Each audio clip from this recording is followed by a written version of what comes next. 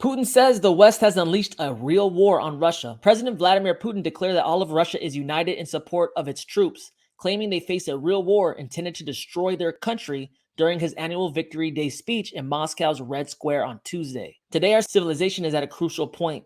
A real war is being waged against our country and again, but we have countered international terrorism and will defend the people of the Donbass and safeguard our security, Putin said. The Russian leader declaimed that Moscow seeks peace and stability while railing against American exceptionalism and the Western global elites. He said these forces pit countries against one another with coup plots and proxy conflicts, such as the 2014 US-backed coup on Kiev and Ukraine's subsequent war on Russia-speaking separatists in the eastern Donbass region.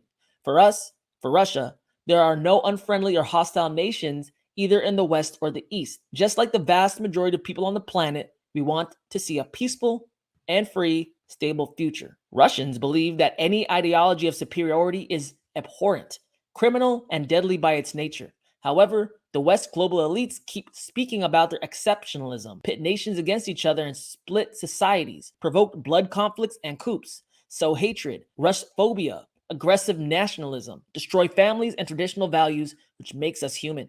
He continued, they do all that so as to keep dictating and imposing their will, their rights, and rules on people. The war in Ukraine is a defensive action against the collective West, which seeks to subvert and balkanize Russia, ultimately hoping to wipe the country off the map. Putin blamed the same forces for provoking the disaster in Ukraine and NATO's ongoing proxy war against Russia. Putin, I guess, putting his opinion in the pot regarding what's really going on with the United States' support against Ukraine. Russia really isn't in a war with the United States. However, the United States and the rest of the Western world keep supporting Ukraine.